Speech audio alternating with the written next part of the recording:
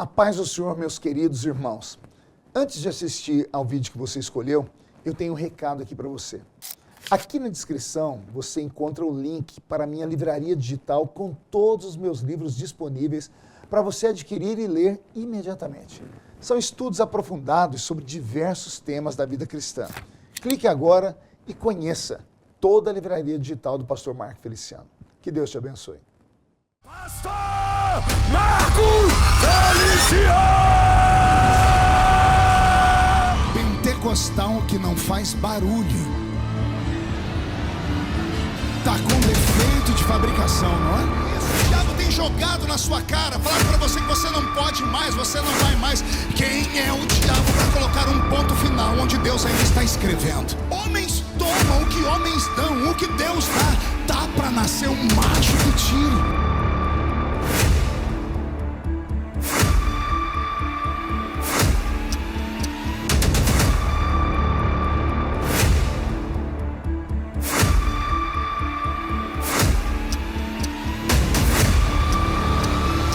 Os Samalates e Tobias que falaram que essa festa acabou, morreu, eu te repreendo em nome do Senhor Jesus, porque se ninguém pode falar, eu posso, porque eu nasci nessa tribuna, eu nasci aqui, eu sou prova de que Deus pega o menino do mato e coloca entre os príncipes da terra. Sai da frente, Satanás, estamos em guerra.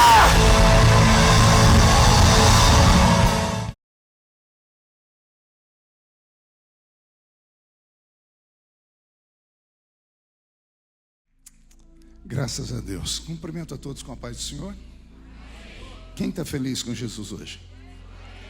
Então encontre uma pessoa bonita do seu lado e dê um sorriso para ela. Ficou difícil? Tem gente que nem vira o pescoço.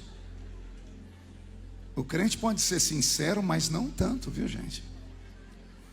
Uma alegria estar de volta nessa casa, na verdade na casa nova. Eu estive na primeira casa da De Alfa aqui há 13 anos atrás, e que bom retornar e ver que Jesus fez com que a vontade dele fosse realizada e essa igreja se tornou uma potência. Uma alegria rever o pastor Jairo. Não posso mais chamar de Jairinho, agora é Jairo mesmo, está velho, né? Deus te abençoe. Acho que eu não ia dar uma alfinetadinha. Cassiane, amiga de longa data. Como o tempo passa, estava dizendo ao Jairo, né? A Karen era bebê, era do tamanho da minha neta, e agora a Karen está ali com 30 anos e a gente ainda está aqui. Eu acho que nós já estamos fazendo hora extra aqui, viu? Né? Abra sua Bíblia comigo sem perder tempo. Evangelho segundo escreveu São João, capítulo de número 14. João 14, versículo de número 16.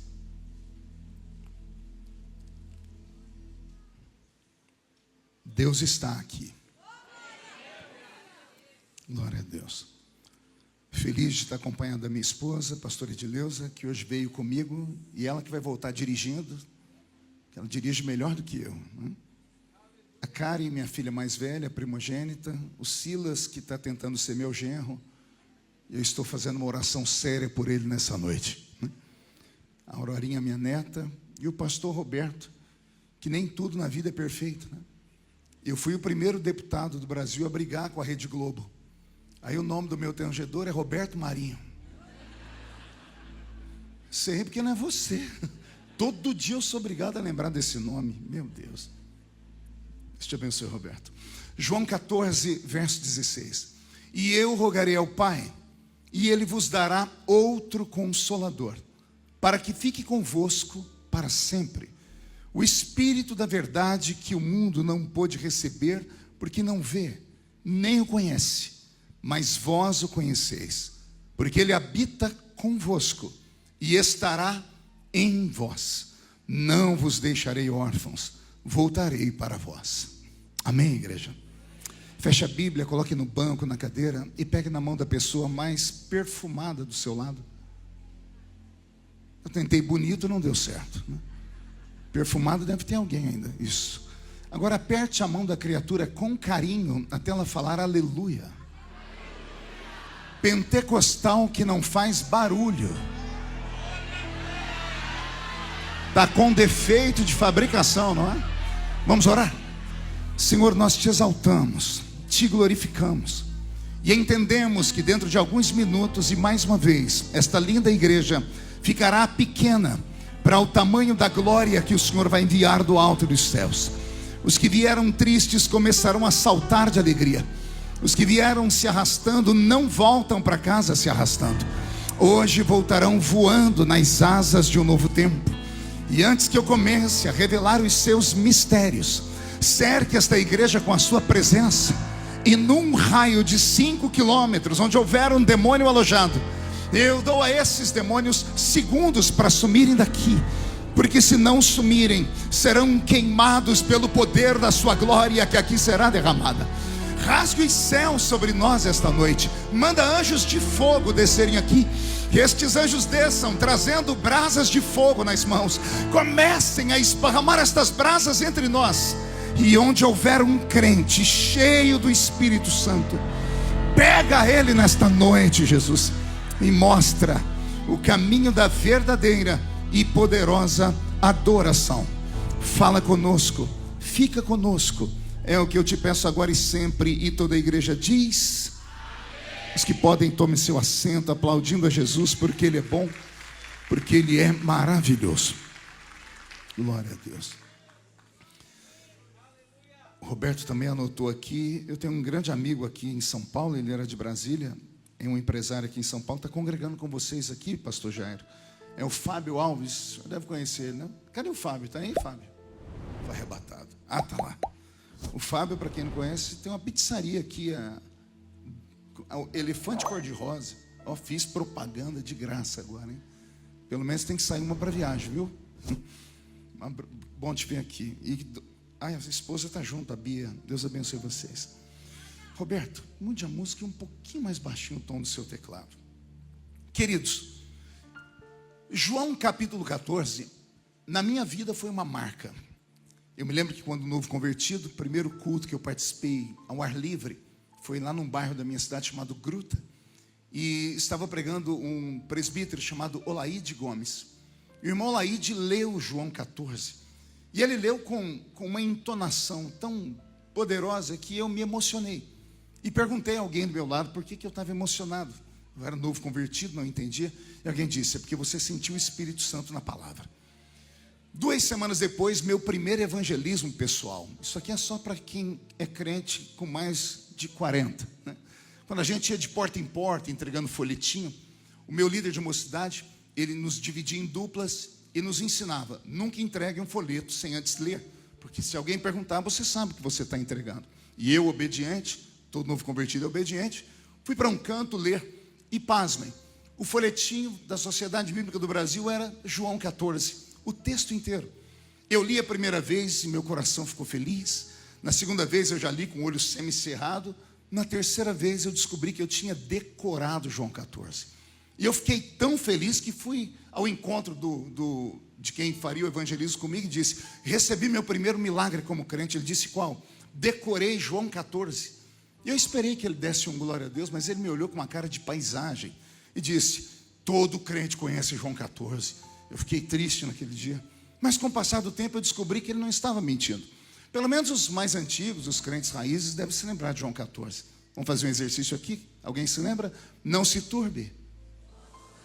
Credes em Deus, porque na casa de meu Pai, porque se não fosse assim, vou preparar-vos um lugar, e virei outra vez, e vos levarei para mim mesmo, para que onde eu estiver, estejai vós também. Olha que texto lindo. A Bíblia Sagrada tem esses segredos. Alguns textos da Bíblia independem da interpretação, da exegese, da hermenêutica humana. Eu costumo dizer, e às vezes muitas pessoas acabam não entendendo muito bem o que eu digo, que a Bíblia Sagrada como um todo, sim, ela é a palavra de Deus. Mas se procurarmos Deus falando em primeira pessoa nesse livro, serão pouquíssimos os textos. Consegue entender isso ou não? A Bíblia toda, ela é a palavra de Deus, é inspirada por Deus. Mas se você procurar os textos onde é Deus que está falando em primeira pessoa, você vai ver que Deus, na Bíblia, é o ser que menos fala. Ele inspira outros a falarem sobre ele, mas ele não fala muito. E um dia eu questionei, falei: Senhor, por que o Senhor fala tão pouco? Ele disse: porque tudo que eu falo eu sou obrigado a fazer. Não sou como vocês que falam sentado e não sustentam em pé. Eu falo e sustento. As minhas frases são incisivas e curtas. Deus diz assim: eu sou o que sou, ponto. Eu faço, ponto. Eu não faço. Eu abro, eu fecho, eu levanto, eu derrubo, eu abato. Deus sempre falou assim. Mas os textos em que ele fala, todas as vezes que alguém lê um versículo onde é Deus falando em primeira pessoa, o coração da gente queima, arde. E por isso que a igreja reverberou dando glória a Deus apenas por recitarmos o texto. João 14 é um desses textos que não saiu da boca de um anjo, nem de um arcanjo, nem dos apóstolos, nem de reis. Saiu da boca do Verbo encarnado. Saiu da boca do Deus eterno, que deixou o seu trono de glória e veio viver aqui nesse mundo a nossa vida.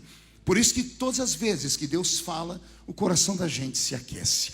Eu me lembro que nos anos 90, quando a Sociedade Bíblica do Brasil lançou a Bíblia Viva, era a Bíblia onde Jesus falava, tudo estava em vermelho.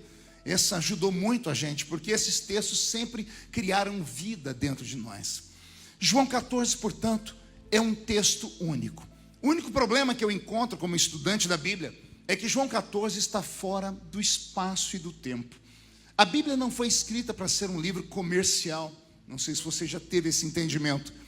Aliás, não sonhavam que um dia todos os opúsculos escritos por profetas, sacerdotes, reis, poetas, ficaria acumulado em um book como esse aqui. A palavra Bíblia vem de biblos no grego, e biblos é ajuntamento de livros, um amontoado de livros. O primeiro livro da Bíblia, para vocês terem uma ideia, é o livro do Gênesis, está aqui para nós. Mas quem já estudou teologia sabe que o primeiro livro da Bíblia a ser escrito não foi o Gênesis, foi o livro de Jó. Então, a Bíblia não foi escrita para ser um livro comercial, por isso ela não está em ordem cronológica, nem os livros e muito menos as histórias. As histórias dos evangelhos, então, dão arrepio na gente. Pergunte por quê? Só vou responder se todo mundo perguntar. Porque esse evangelho que eu li de João, por exemplo, foi escrito 60 anos de tudo ter acontecido. João tinha 90 anos de idade, saindo da ilha de Patmos, porque a morte não conseguia levá-lo. Recebeu uma palavra de ordem de Jesus na ilha: tudo que você vê, escreve em um livro. E tínhamos um problema: João era analfabeto. Está escrito, Atos dos Apóstolos, capítulo 4, verso 13. Pedro e João saem da porta do templo, levantam um paralítico, começam a pregar. Na medida que estão pregando, alguém grita: não são, pois, esses homens iletrados, sem cultura? Como, pois, os ouvimos falar com tamanha ousadia? Então, pense que o homem que escreveu este evangelho foi escrever quando ele tinha 90 anos, mas ele viveu essa história quando ele tinha 30 anos. Então, são remanescências de memórias que foram sendo acumuladas e escritas, e elas não foram escritas em ordem cronológica. Por que eu digo isso? Porque João 14 não deveria estar aqui onde está. Deveria estar entre o capítulo 20 e o capítulo 21 de João, porque ali se encerra o livro. O capítulo 14 do Evangelho de João é o capítulo que eu chamo de o capítulo da formatura, e passo a explicar o porquê. Quando Jesus veio a esse mundo e passou por esta terra, ele chegou aqui num tempo muito difícil. Ele veio direto para o Oriente Médio. Ele foi falar com os seus patrícios, os judeus. Fazia 400 anos, 4 séculos, que os judeus não ouviam a voz divina, não viam visões de Deus, não tinham sinais de milagres, prodígios ou maravilhas. Chamamos isso em teologia de período interbíblico, que termina em Malaquias e começa, no final de tudo, em Mateus. 400 anos de silêncio divino. O pensamento daqueles que estudam a Bíblia é que em Malaquias Deus fecha um ciclo dizendo: o Velho Testamento será sempre chamado de antiga aliança, uma aliança que não funcionou, uma aliança que não deu certo. Havia uma igreja no Velho Testamento. Embora a palavra igreja seja uma palavra grega, que vem do grego, a palavra eclésia ou eclesia, que significa chamados para fora, por inferência, vamos entender que quando Deus quis levantar um povo no Velho Testamento, ele começou da mesma forma. Ele foi lá em Ur dos Caldeus, na Mesopotâmia antiga, entrou em uma tenda, falou com um homem que estava dormindo e disse para ele: sai para fora, Se o termo igreja é chamados para fora, eu encontro o termo igreja por inferência na chamada de Abraão, quando Deus disse para ele: sai do meio da sua parentela e vai para uma terra que eu ainda vou te mostrar. De Abraão vem Isaac, de Isaac Jacó, de Jacó seus 12 filhos, dos 12 filhos as 12 tribos de Israel. As 12 tribos de Israel geram uma nação santa, eleita, uma nação a quem Deus fez com todas as suas forças uma forma de fazê-los entender que Ele os amava, mas eles simplesmente o ignoraram e o abandonaram. Se pegarmos desde a chamada de Moisés, que teve a incumbência de tirá-los do Egito e levá-los para Canaã, nós vamos entender isso. Aliás, isso me faz lembrar quando garoto na igreja, sem entender muito de teologia, as nossas professoras cantando conosco um corinho. Alguém aqui deve lembrar: caminhando eu vou. E aí?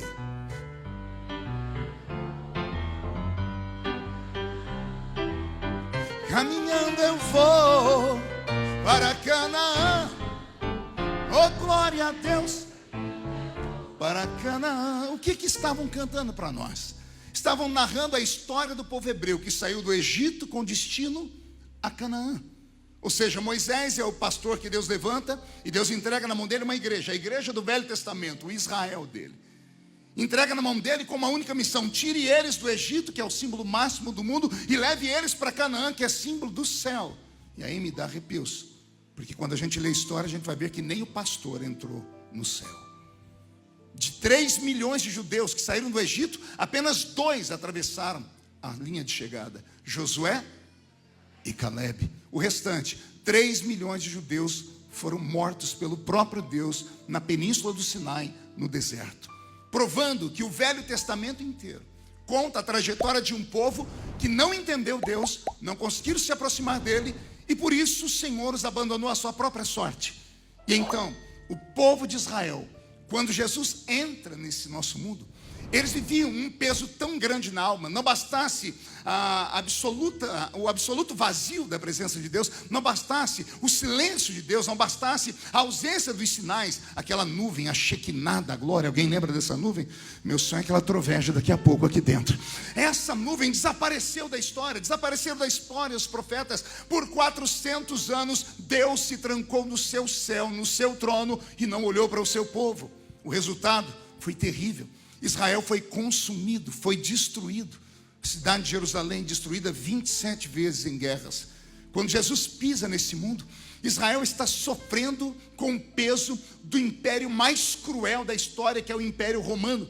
O Império Romano é de longe o império mais cruel de todas as da história. Não há Babilônia, não há Código de Hammurabi, não há ninguém que se compare à crueldade dos romanos. Foram os romanos que inventaram a morte em cruz. Foram eles que inventaram a morte na cruz, de cabeça para baixo, que é a cruz de São Pedro, a cruz em X, a cruz de Santo André. Foram eles que criaram o azorrague, o chicote com o qual espancaram Jesus na noite que antecedeu a sua morte. Os romanos sempre foram cruéis. E eles agora conseguem dominar o povo hebreu e transformam o povo hebreu em escravos.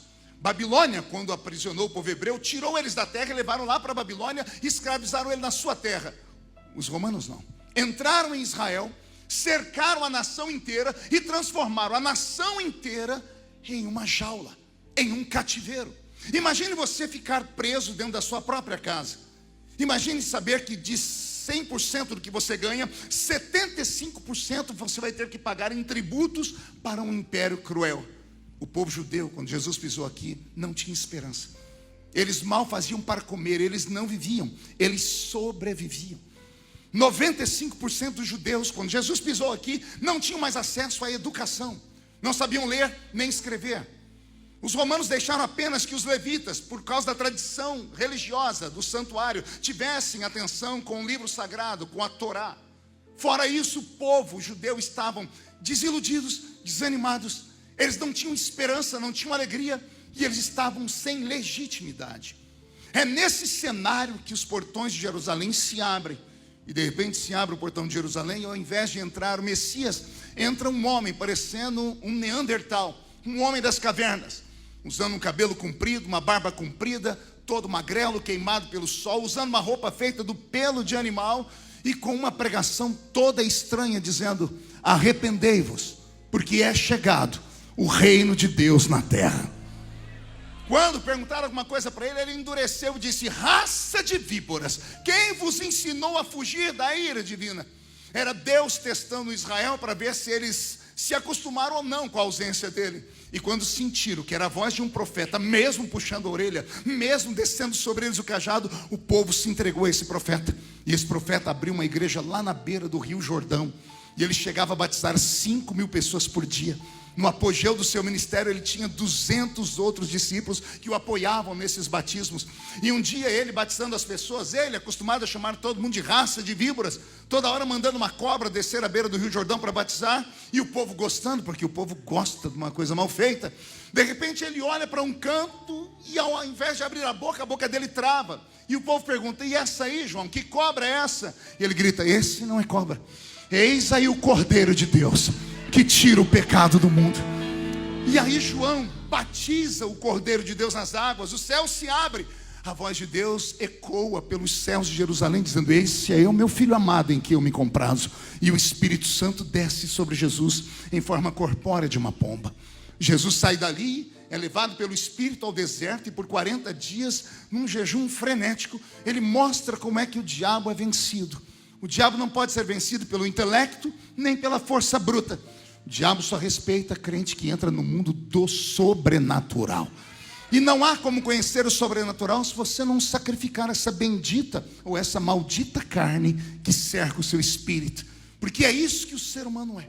Um ser humano. A palavra ser, entidade invisível. A palavra humano, humus. Humus é terra misturada com esterco. Esterco eu não preciso falar para ninguém aqui o que é. Então o que é um ser humano? Um espírito que está preso dentro de uma carcaça feita de carne. E o diabo não respeita esta carcaça, ele só respeita o que está dentro de você. E se houver alguém que é cheio do Espírito Santo aqui, não tenha medo se encontrar no meio do caminho Zé Pilintra, Exu Caveira, Tranca-Rua, Preto Velho. Não tenha medo de obra de feitiçaria. Mas se não tiver o Espírito Santo aqui dentro, pode continuar me olhando com essa cara feia, parecendo que foi batizado num pote de vinagre, porque esse é o seu destino final. Mas voltando à história, lá está o nosso Jesus. De repente ele começa então a mostrar-se, e é nas bodas de Caná da Galileia, dentro de um casamento, que ele resolve transformar a água em vinho. E ali começa uma epopeia, a epopeia de Yeshua, um professor que foi pregar para os pobres. Você sabia que a nomenclatura que dão para Jesus na Bíblia é de professor? Rabi, rabino ou raboni. Todas essas três palavras significam mestre. E mestre é um professor. Lembra do jovem rico se ajugando aos pés dele, dizendo: bom mestre, o que hei de fazer para herdar a vida eterna? Ora, o que é um mestre? É um professor. E o que é um discípulo? Discípulo é um aluno. Então, quando a Bíblia Sagrada diz que os discípulos seguiam Jesus, a Bíblia está dizendo: os alunos iam até o professor. Pelo que eu entendo da história de Jesus, há um período dele que nós não conhecemos, entre os 12 até os seus 30 anos. A Bíblia tem um lapso temporal, ela não conta para nós o que ele fez. Mas Jesus com certeza conheceu a sua região, com certeza saiu daquela província. E eu acredito que ele conheceu os pensamentos de Sócrates, Aristóteles e Platão. E ali ele se afeiçoou a um dos ensinamentos deles. Foi Sócrates que não deixou nada escrito, tudo que é escrito sobre Sócrates foi feito pelos outros. Ele tirou o ensinamento do povo rico e começou a ir para os rincões da Grécia, pregar ou ensinar para as pessoas que não tinham condições de aprender. Então Jesus, quando chegou em Israel e viu o povo analfabeto, viu o povo sem conhecimento, e viu que dentro da sinagoga apenas fariseus e saduceus ficavam brigando pelo poder, Jesus começou a ensinar o povo no meio da rua. E por isso nós vamos ver na Bíblia as procissões, as pessoas indo atrás dele. Isso aqui sempre mexe comigo, eu começo a ficar emocionado só de me lembrar aqui. Roberto, mude a música. Imagine vocês encontrar pelo meio da rua um homem, um pregador, um preletor, um paroleiro. E esse paroleiro, ele é diferente. Ele tem os olhos diferentes, a maneira de falar dele é diferente. Tem testemunhos da Bíblia que as pessoas ouviam Jesus falar e depois falavam assim: que homem é esse que quando fala, o coração da gente quase salta pela boca. Alguém deve se lembrar dos 2 discípulos do caminho de Emaús, que depois de levarem o visitante para casa e deram a ele a oportunidade de dar graças pelo alimento, e o visitante faz uma coisa que nenhum visitante deveria fazer. Ele levanta o pão e diz: graças te dou, meu Pai. Nenhum judeu chamava Deus de Pai, não tinham coragem de chamar Deus de Pai. Aliás, Jesus foi crucificado porque ele disse que ele era filho de Deus. E agora esse visitante que estava no caminho de Emaús levanta o pão e todos de olhos fechados ele diz: graças te dou, meu Pai. Quando ele diz Pai, todo mundo abre os olhos na mesa. E quando abre os olhos na mesa, cadê o visitante? O pão está partido em dois, a cadeira está vazia. E um olha para o outro e diz: porventura não ardia o seu coração enquanto ele falava conosco? Esse paroleiro tinha esse poder. Ele tinha o poder de falar. E ele falava com tanta propriedade que a criança o ouvia, o adolescente o ouvia, os velhos o ouviam, os eruditos o ouviam, as pessoas sem cultura também. E as pessoas começaram a encontrar nele aquilo que já não tinham mais, que é esperança. Um dia, percebendo a angústia do povo, ele deu um grito, e o grito dele ecoa até hoje. Só de lembrar do grito, meu corpo arrepia.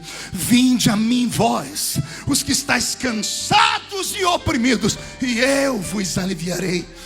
As pessoas começaram a deixar suas casas, os sítios, as chácaras, as fazendas, e começaram a andar atrás dele em procissão.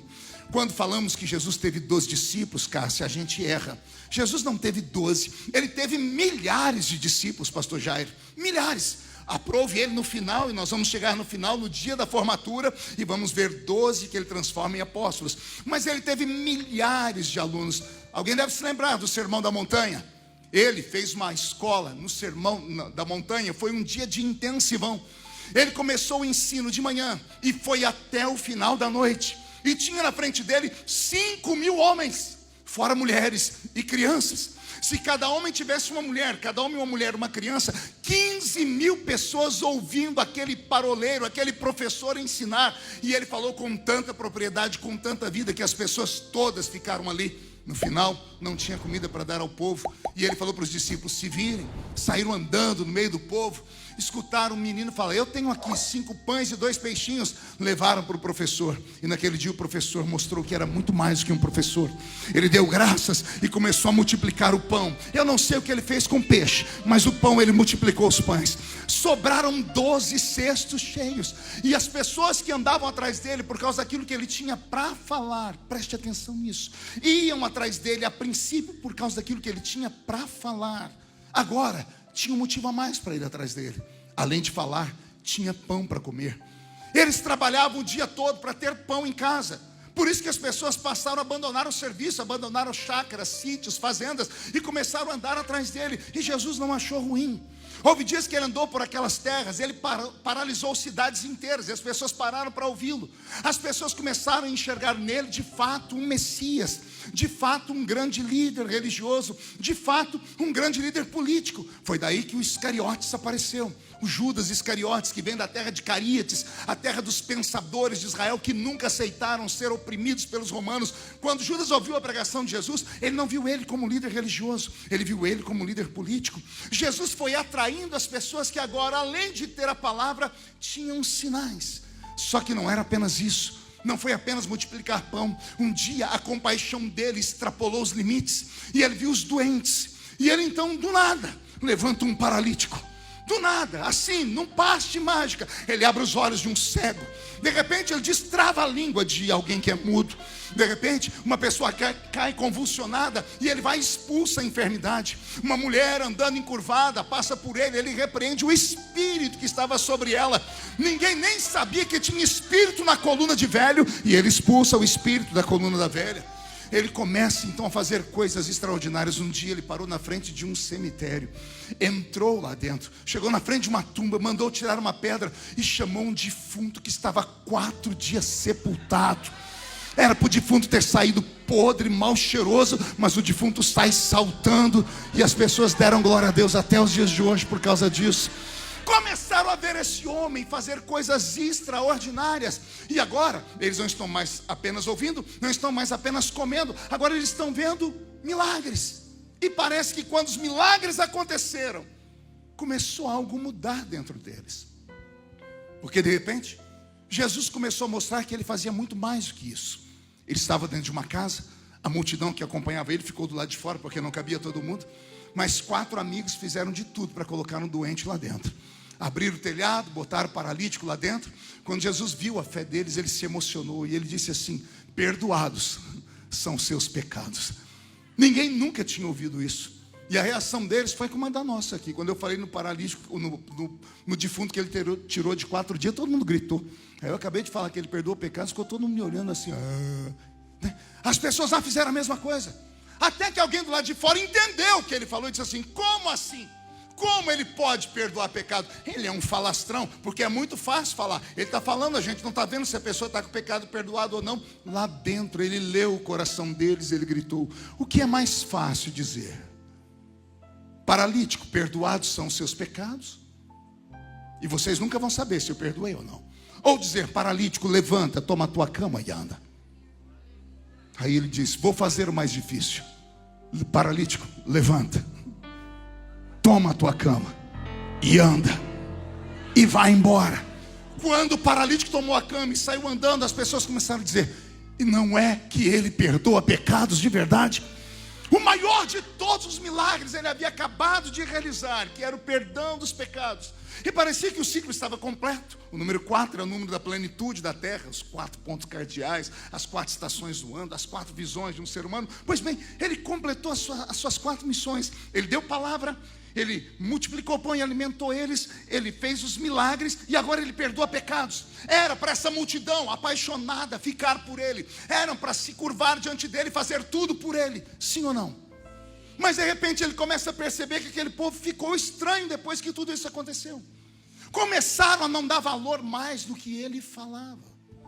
Começaram a convidar as pessoas só para dizer: vem ver o que ele faz, vem comer o pão que ele multiplica, vem receber o alívio da sua alma. Você pecou ontem, vem receber o alívio, que aí você pode voltar a fazer tudo o que você quiser. As pessoas começaram a se afeiçoar a ele de uma maneira estranha e não dar mais valor àquilo que ele fazia. E Jesus começou a perceber. E quando ele começou a perceber, o professor começou a ficar bravo. E não dá para entender que mudança radical foi essa. Alguém chegou nele, porque ele deu uma palavra de ordem. Alguém chegou nele e disse assim: olha, o meu pai morreu, eu preciso sepultar. Olha o que ele disse: deixa os mortos sepultar os seus mortos. Ninguém nunca tinha ouvido ele falar desse jeito. Alguém foi falar outra coisa para ele: eu estou sofrendo disso, quer me seguir? Tome a sua cruz e me siga. As pessoas começaram a perceber que ele mudou o tom do ensinamento. Ele parou apenas de mostrar para eles maravilhas e começou a dar para eles trabalhos de fato. Eles ficaram afeiçoados aos direitos, mas eles começaram a perceber que para cada direito tinha um dever. E as pessoas parecem que quando são confrontadas com deveres, têm muita dificuldade em obedecer. E as multidões começaram a deixá-lo. Veja a Bíblia e você vai ver. Para quem chegou no apogeu, criando a maior escola ao ar livre da história, com 5.000 homens, fora mulheres e crianças, vai terminar com apenas 12 alunos. Como pode isso acontecer? Já explico como foi. Ele deu uma bronca um dia e falou assim: sumam daqui. E não é que o povo foi embora mesmo?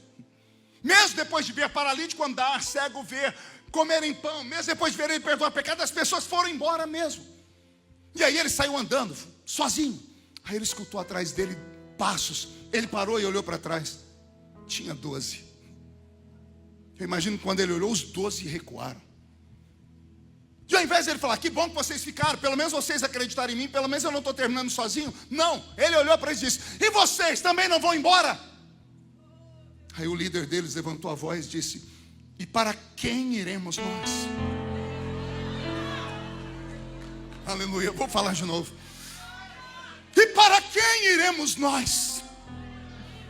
Se só tu tens milagre. Foi isso? Não foi? Para quem iremos nós se só tu tens pão? Foi isso? Para quem iremos nós se só tu tens perdão? Foi isso? Para quem iremos nós se só tu tens palavra de vida eterna? Ele não disse para onde iremos, ele disse para quem iremos nós. E aqui está o segredo da longevidade da fé. As pessoas sempre me perguntam: pastor, como é que o senhor aguenta as lutas? Porque tudo comigo vai para o Jornal Nacional. E eu tiro de boa. E eu sempre explico: para mim é muito simples.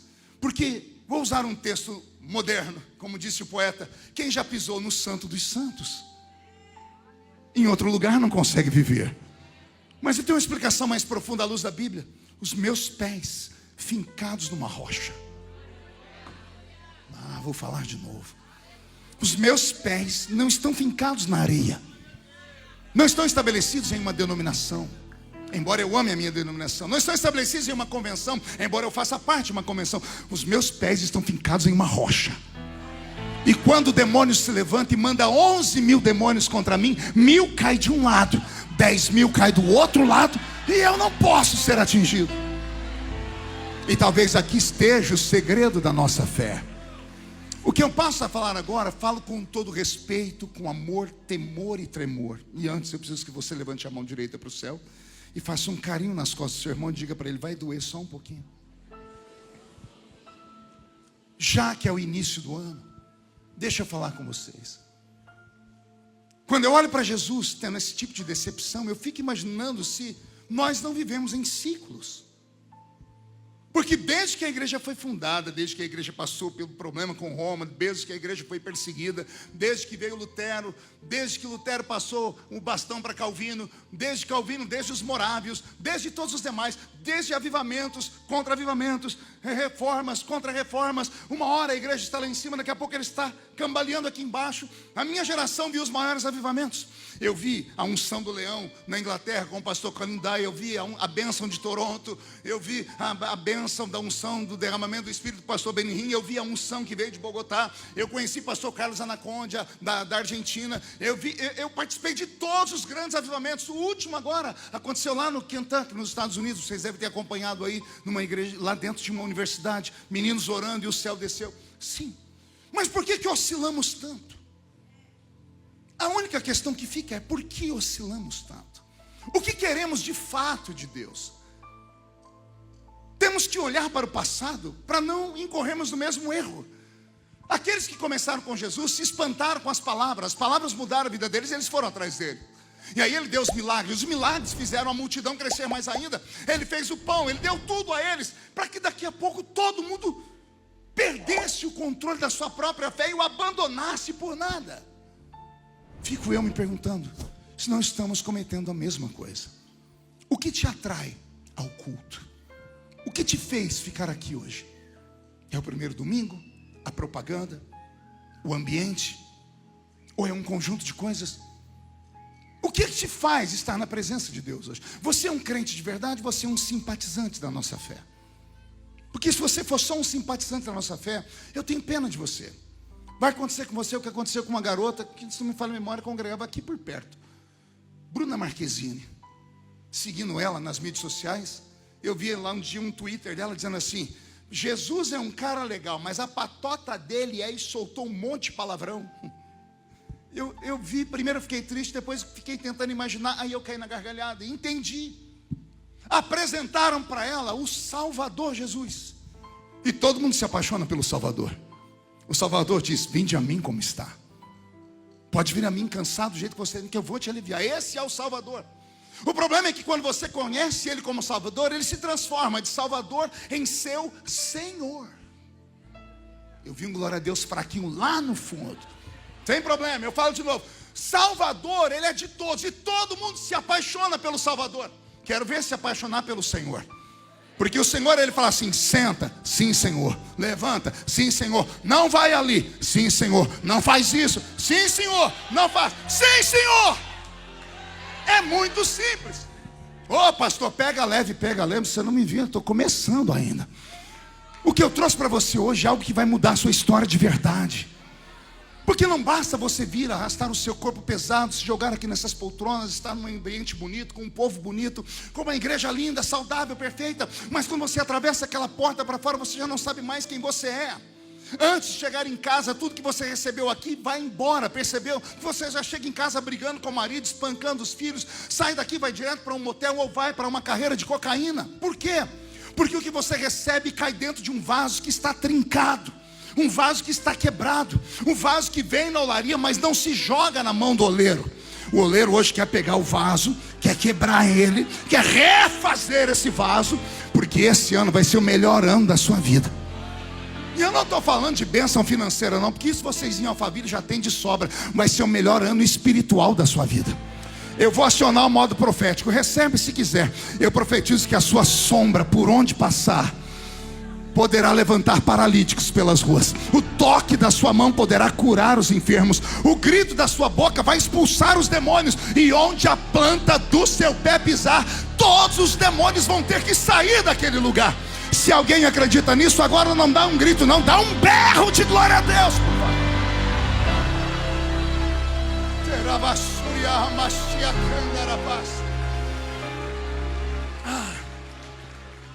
Mas como é que podemos viver e vivenciar isso? Às vezes eu sou saudosista também, eu ainda moro no meio do mato, né? E os saudosistas sempre dão uma olhadinha para o retrovisor do carro. Enquanto os mais modernos só olham para o para-brisa, a gente fica olhando para o retrovisor. E é muito triste olhar para o retrovisor, porque a gente se lembra de onde nós viemos. Eu me lembro dos nossos primeiros cultos. Eu me lembro do salãozinho da Rua 1, lá na minha cidade. Minha esposa está aqui, é testemunha. Um lugarzinho de 4x3.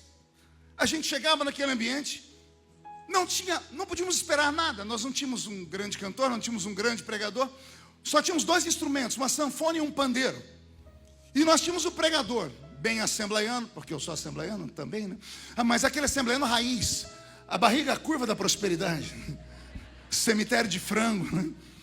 A gravata, ela parecia uma pipa desse tamanho aqui no meio do peito. E o nosso pregador não sabia ler nem escrever direito. Oh, meu Deus, irmão Ovídio Ramos, lembra, amor? Eu amava estar no culto com o irmão Ovídio. Eu amava ir naquele culto por tudo, né? O diácono não sabia ler. Quem entrava no salão não sabia falar. E o irmão Ovídio não sabia. Não, o diácono não sabia escrever. Quem entrava não sabia ler. Quem entrava não sabia falar. E o irmão Ovídio não sabia ler. Aí entrava alguém e dizia assim: ô diácono, escreve um bilhete de oração. O diácono não sabia escrever. A pessoa não sabia falar. E saía alguma coisa que ia parar na mão do irmão Ovídio, que não sabia ler. Quando ele lia de uma vez, a gente fazia assim, ó. Mas quando ele pegava e tentava adivinhar e mexia naquele óculos perneta que ficava no meio do rosto dele, a gente entrava em oração.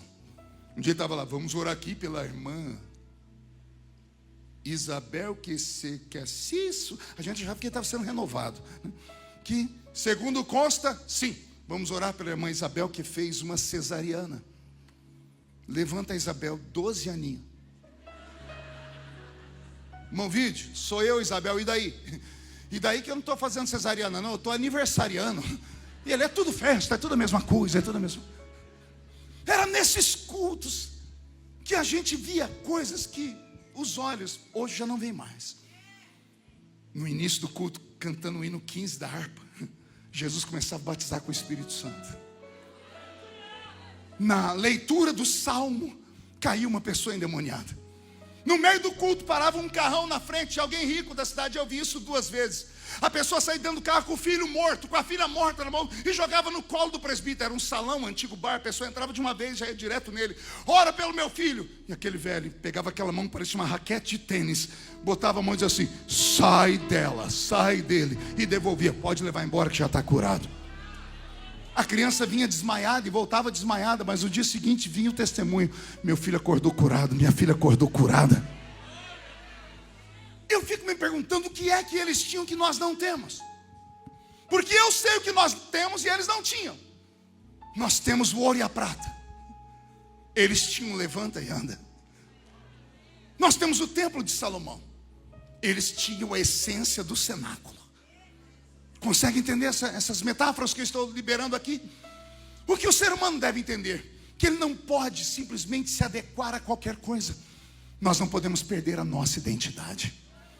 Tem gente aqui que, embora esteja aí usando uma roupa da Louis Vuitton, eu percebi quando eu entrei, o primeiro irmão que me abraçou lá fora, porque geralmente quem está lá fora correndo vem com um cheirinho. O irmão não usava perfume do Avon. Eu senti um perfume todo importado do rapaz lá fora. Olha que época que estamos vivendo. Eu que vim da época do almíscar. O sangue de Jesus tem poder. Então nós temos tudo que os nossos pais não tinham. Nós só não temos mais aquela essência. Está faltando alguma coisa. E só vamos entender isso se começarmos a ver Jesus. E Jesus começou a explicar aqui na vida dele: avivamento não é quantidade. Porque se fosse com 15 mil pessoas, ele teria dominado a cidade. Ele esperou e todo mundo embora.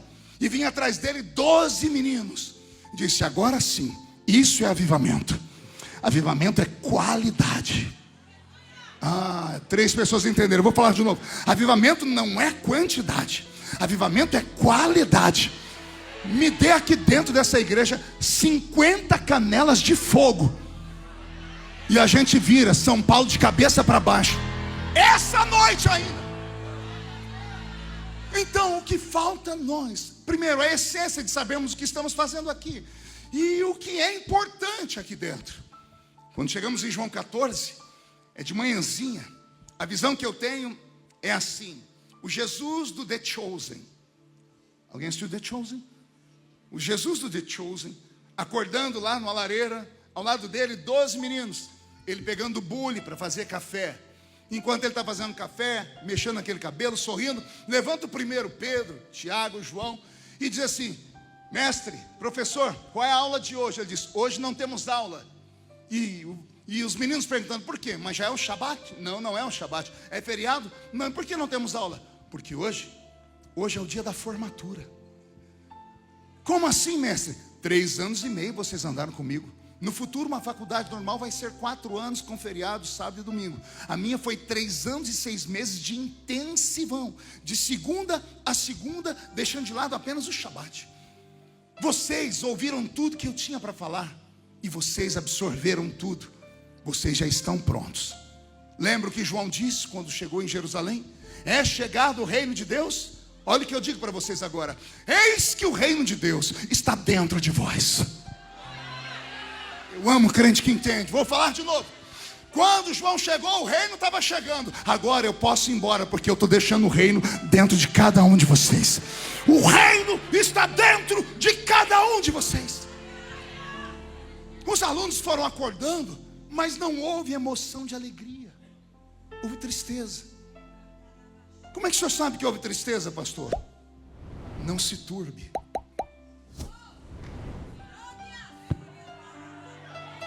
Não se perturbem. Não fiquem tristes. Eu vou embora, mas um dia eu volto para pegar vocês. Eu só vou preparar um lugarzinho, depois eu volto, porque onde eu estiver vocês vão estar comigo.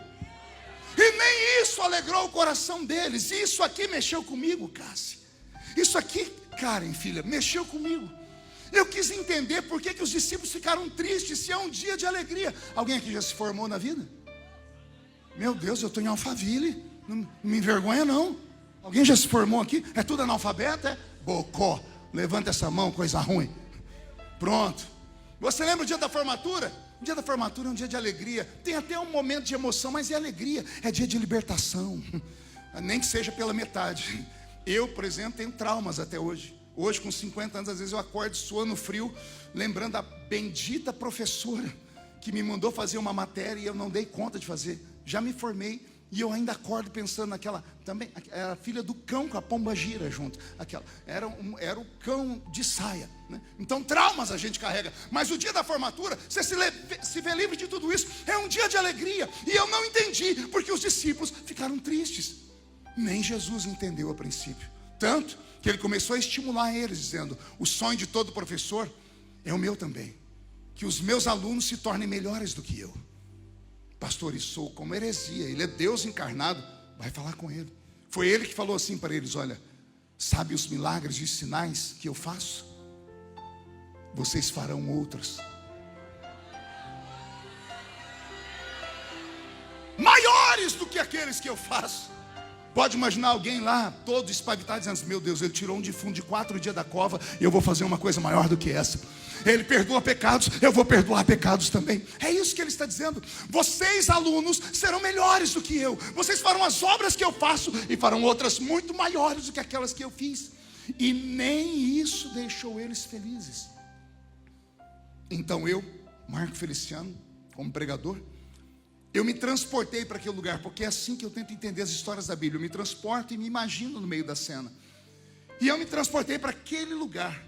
E eu vi o Jesus do The Chosen num canto, e vi os 12. Aí eu contei um por um, tinha 12. E quando eu fui contar o meu número, eu me recusei, porque era 12 mais um, que era eu, que ali estava. E eu não falo esse número por nada.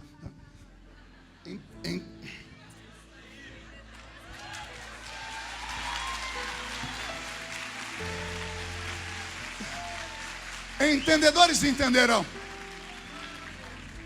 Eu me coloquei entre eles para tentar entender a tristeza deles, mas não bastou.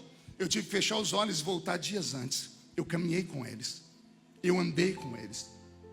E quando eu sentei de novo naquele lugar com eles, eu também fiquei triste quando ele disse que tinha encerrado a escola, que era o dia de formatura, que ele ia embora e que cada um deles iriam abrir uma escola. Eu entendi o motivo. Esses discípulos caminharam com ele 3 anos e meio. E eles extrapolaram os limites de serem especiais. Extrapolaram os limites de serem amigos dele. Eles se transformaram em íntimos dele. Eles já não se preocupavam mais com o que ele falava, porque já estava dentro deles. Eles já não se preocupavam com milagres, porque eles também já fizeram alguns.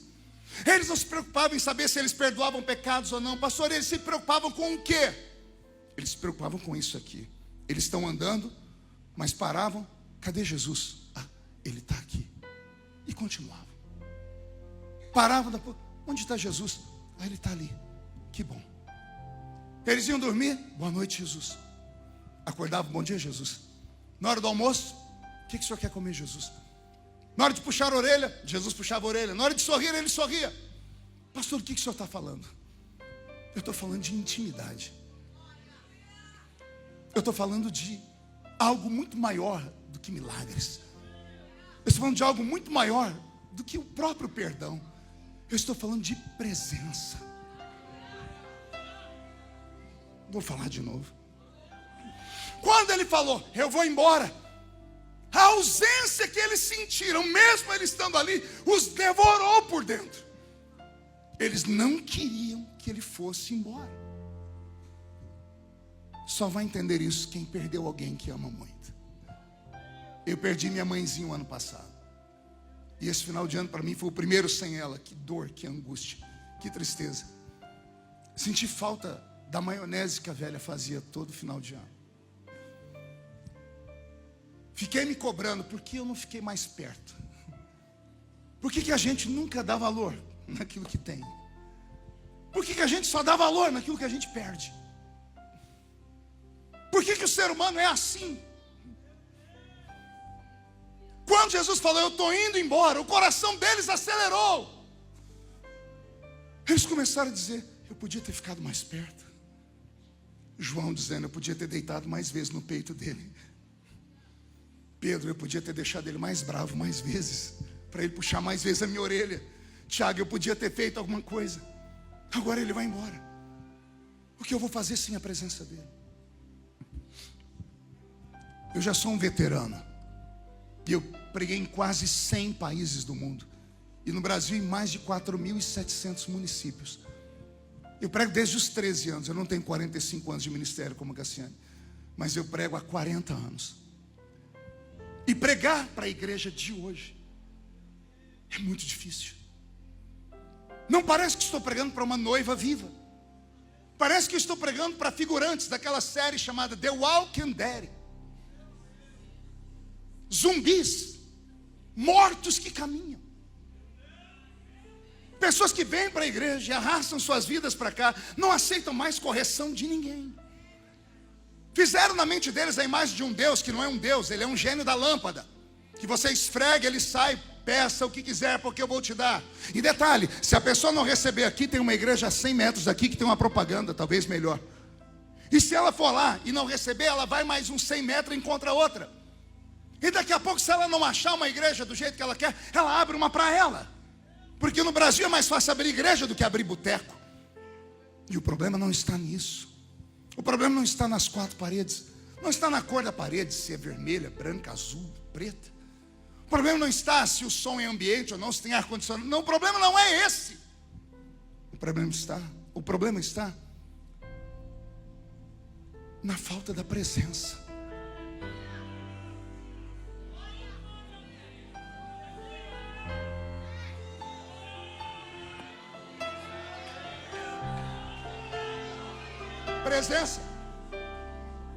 Presença. Eu preguei a vida inteira, Apocalipse 3:20, no meio da rua, em cruzadas, dizendo: pecador, escute a voz de Jesus. Eis que estou à porta e bato. Se alguém ouvir a minha voz e abrir a porta, eu entrarei, cearei com ele e ele ceará comigo. A hermenêutica desse texto, ou a interpretação dele é bonita, é romântica, mas não é exata. Jesus está na porta de uma igreja fundada no nome dele. Lá dentro, enquanto ele está do lado de fora, estão cantando louvores a ele, estão pregando sobre ele, estão dando testemunho dele, mas ele está do lado de fora.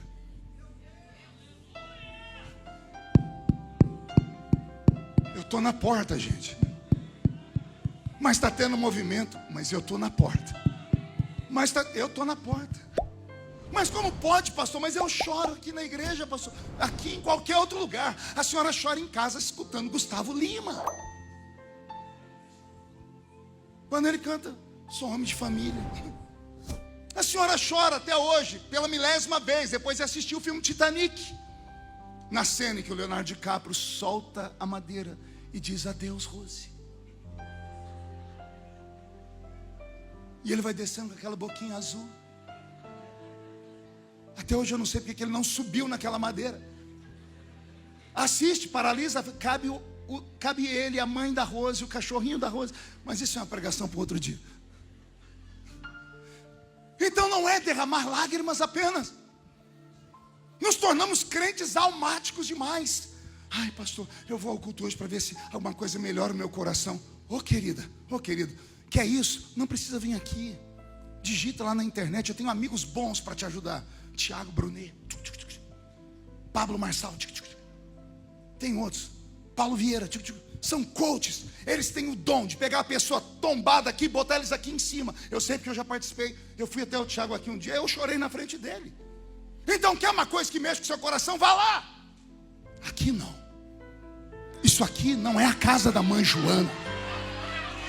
Aqui não é um teatro onde você aplaude quando gosta, vaia quando não gosta. Aqui não é um cinema onde você escolhe o filme que quer assistir com direito a comer pipoca, guaraná, ou ficar mascando essa desgraça desse chiclete me assistindo pregar.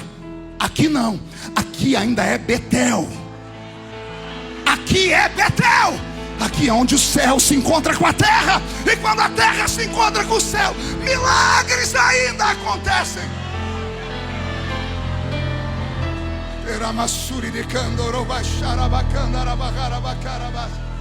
Levante a mão direita para o céu comigo, por favor, chacoalhe ela. Faça uma tomada disso que fica bonito no vídeo. Coloque a mão no ombro da criatura que está do seu lado, com carinho e respeito, agarre ela. Se ela fizer cara feia, diga: o médico falou para não contrariar o pastor Marcos depois dos 50. Agarrou? Chacoalha a pessoa até ela ficar irritada. Agora irrita ela. Os músicos, chacoalha um ou outro aí, pelo amor de Deus. Isso, sacode, sacudiu. Diga para a pessoa: Deus te trouxe aqui para isso. Sacode. Diga: para isso. Deus te trouxe hoje aqui para te dar um sacode. Deus vai sacudir a sua família. Deus vai sacudir o seu ministério. Deus vai sacudir os seus filhos. Deus vai sacudir Alphaville. Deus vai sacudir o estado de São Paulo. Deus vai sacudir o Brasil. Queremos um avivamento.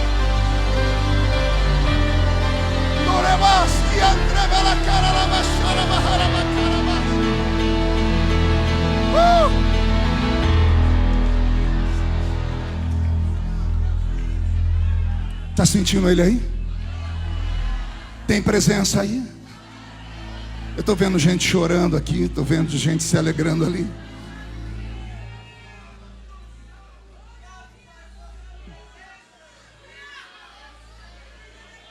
Quando ele percebeu que o que importava para eles não era mais o ensino, não era mais o pão nem os milagres. Quando ele percebeu que o que importava para eles era a presença dele, Jesus se alegrou, Jairo, e disse assim: eu entendi vocês. Eu vou, mas eu não deixo vocês órfãos. Oh glória! Eu vou, mas não vou deixar vocês sozinhos. O que o Senhor vai fazer? A minha presença vai estar convosco.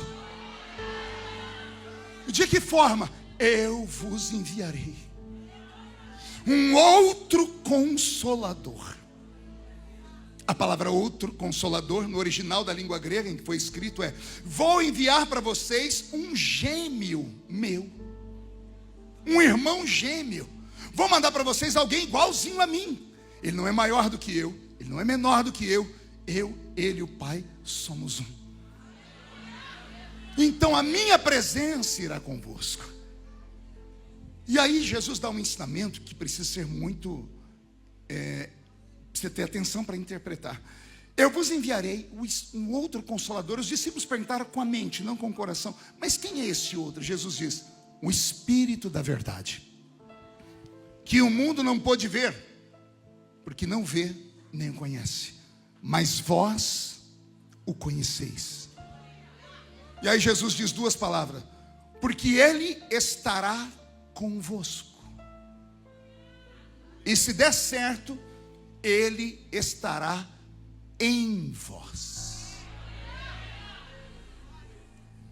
Garoto, você é o segundo da fila, pode vir aqui, rapidão. Rapidão, vai por lá, rápido. Espírito de tartaruga, eu te repreendo. Ainda bem que eu pedi rápido. Deus, tudo bem com você? Seu nome? João, pega na minha mão.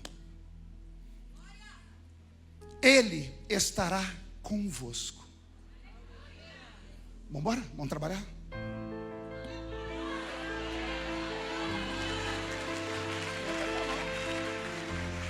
Você vai para o trabalho, Ele vai com você. Você vai para a escola, Ele vai com você. Aí você resolve ir para a balada.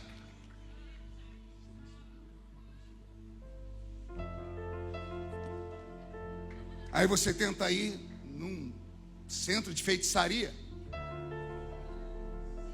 Aí você tenta fazer alguma coisa que não deve. E você tenta 1, 2, 10, 100 vezes. Mas ele não pode quebrar uma lei que Deus estabeleceu, que é a lei do livre-arbítrio. Vai chegar uma hora que vai acontecer isso aqui, ó.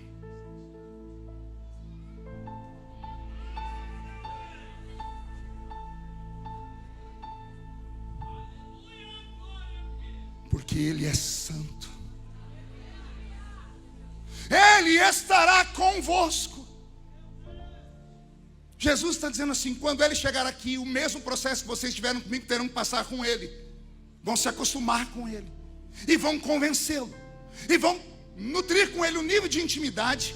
Porque se esse nível de intimidade acontecer um dia, Ele vai deixar de estar convosco. E Ele vai estar aonde? Ele vai estar em vós. Aí é mais ou menos assim. Pega na minha cintura, só com uma mão. Você é muito alto, segura. Põe sua mão em cima da minha. Fecha a mão. Isso, pé para frente. Vamos caminhar. Segura a minha cintura.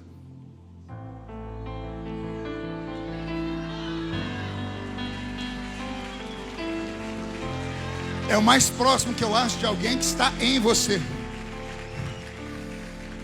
A Bíblia diz: porão a mão sobre os enfermos e os... Olhe para a sua mão. Você acha que essa mão cura alguém? Cheio de anéis, cheio de esmalte, cheio de calo. A Bíblia diz: onde a planta do seu pé pisar, eu te dou por herança. Olha para os seus pés, o que você vê? Ou o que você se lembra? Joanete, frieira, ou encravada, chulé. Como é que esse pé chulezento pode tomar conta de alguma coisa, de territórios? Como é que essa mão pode curar alguém? Então aprenda, não é a sua mão que cura. É que quando você vai orar por um enfermo, vai uma mão dentro da sua.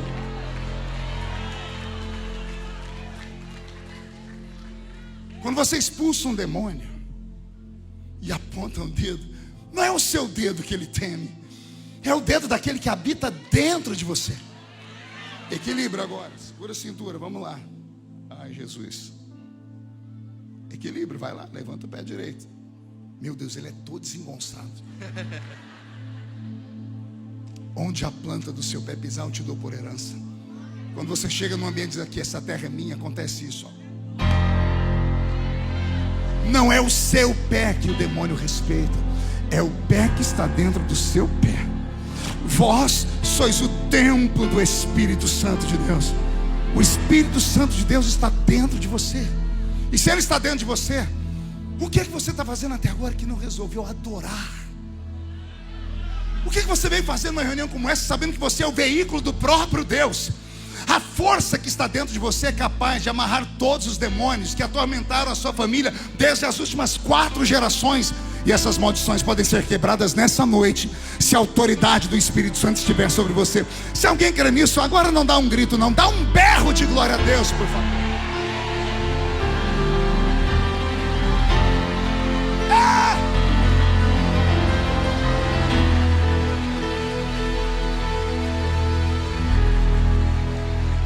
Eu encerro aqui, porque agora que eu vi o horário, o que importa na vida do crente é a presença. E se você acha que eu estou falando demais, eu vou deixar um rei falar com você agora. Quero encerrar essas palavras com um rei da Bíblia. Um rei que teve fama, riqueza, um reinado bonito, até que um dia que ele perdeu a presença. Ele saiu andando dentro do palácio. Ele procurou o amigo dele na recâmara do quarto, não achou. Na sala oficial, não encontrou. Caminhou pelos jardins, não encontrou. Aí ele voltou para o quarto dele, dobrou os joelhos e gritou dizendo: amigo, quer tirar alguma coisa de mim? Tire o reino, tire a fama, só não retires de mim.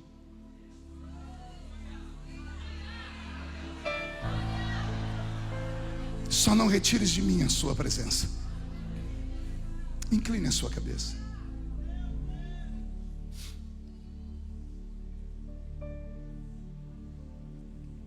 Quando você atravessou as portas da Adelfa, você não notou, mas ele estava lá. Quem, pastor? O Espírito Santo. Ele te olhou da planta dos pés ao alto da cabeça. Ele te amou. E eu imagino ele dizendo a si mesmo: quem sabe é hoje. Quem sabe ela volta. Quem sabe ele volta. Quem sabe ela volta a fumegar. Quem sabe ele volta a fumegar. Eu vou pedir que todos fiquem de pé, de olhos fechados. E com autorização do pastor Jairo, por não mais do que 5 minutos, feche os olhos. Eu queria fazer um convite. Eu queria saber se alguém aqui dentro tem coragem de dizer: eu já fui melhor. Eu já fui mais crente. Eu já fui mais fervoroso. Eu já subi monte, desse monte, eu já fui mais santo. Eu já preguei mais. Eu já orei mais. E eu sinto falta. Eu sinto falta daquela presença. Você teria coragem de vir aqui na frente do altar? Por 5 minutos buscar essa presença comigo. Isso pode vir chorando mesmo. Aleluia. O nosso amigo está aqui, Roberto.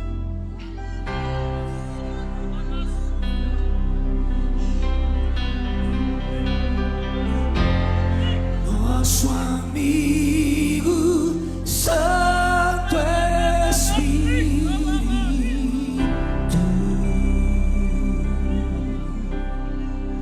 os que ainda têm a presença, adore.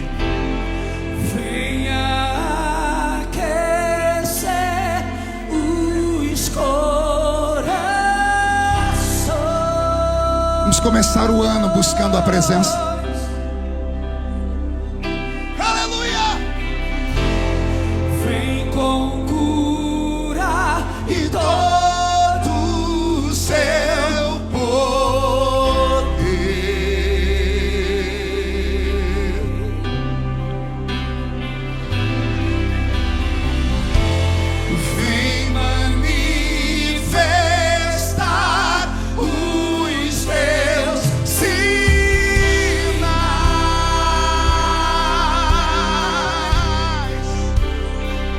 O que fazer? O que dizer? O que fazer quando Ele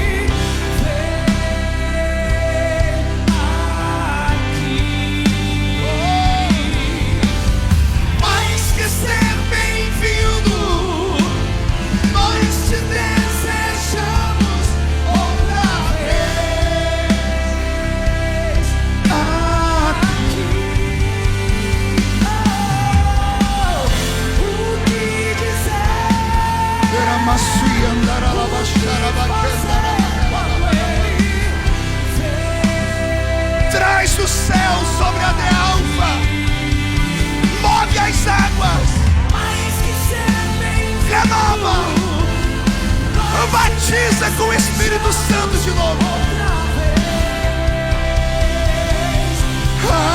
Aqui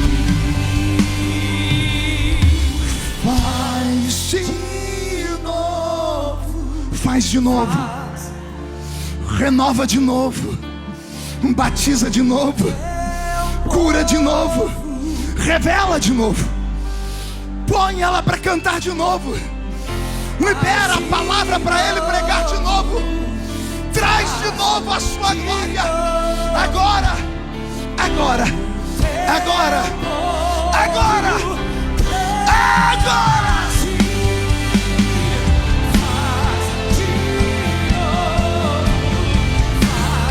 Recebe a presença do Espírito Santo. Seja tomado pela presença dele. Seja tomado. Faz de novo.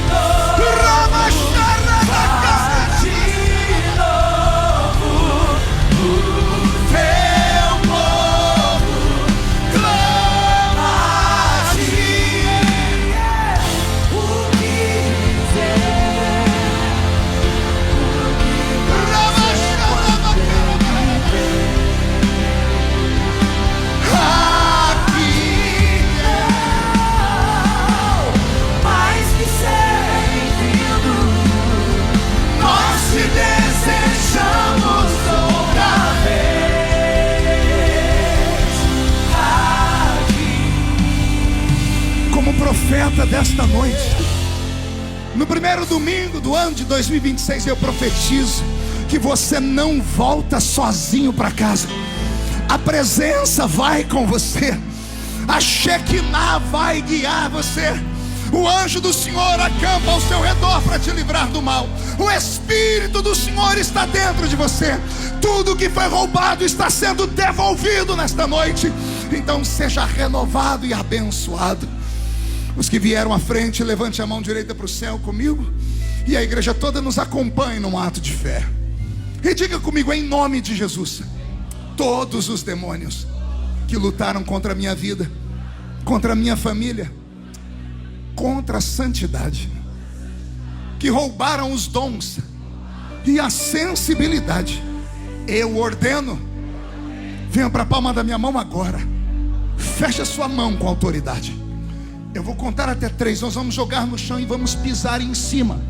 Vai se cumprir Lucas 10 e 19. Eu vos dei poder para pisar sobre serpentes e escorpiões. E depois que pisarmos, você vai encontrar 2 pessoas para se cumprir Mateus 16. Você vai abraçar alguém, porque a Bíblia diz que quando 2 entre vós ligam na terra, está ligado no céu. E você vai dizer: a presença está comigo de novo. 1, você nunca mais será o mesmo. 1,5, sua família sentirá orgulho de você de novo.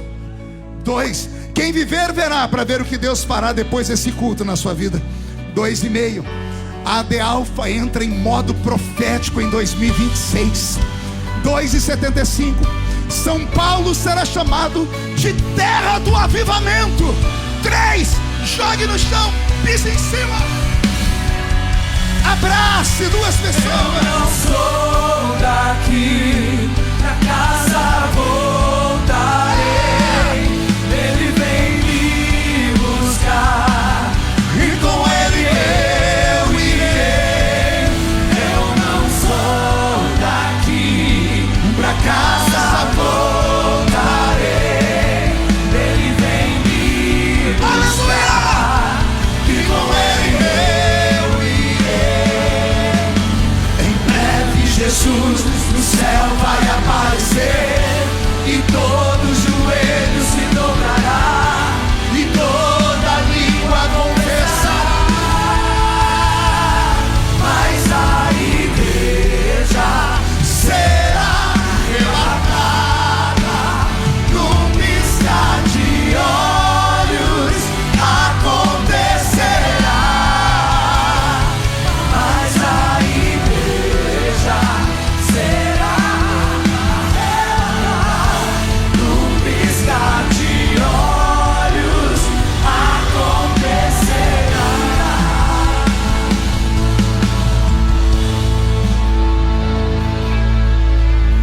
Quem pode dar um grito de glória a Deus? Quem pode aplaudir? Quem pode aplaudir e gritar? Quem pode aplaudir e gritar e dar um pulo para cima? Sai da frente, Satanás! Estamos em guerra!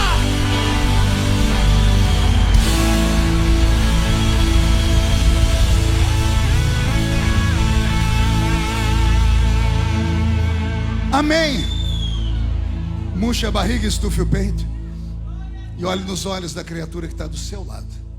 Se o olho dela não estiver vermelho, enfia o dedo dentro do olho dela. Diga, você entendeu? É a presença dele. Toma o seu assento adorando. Ele está aqui. Eu sinto Jesus aqui.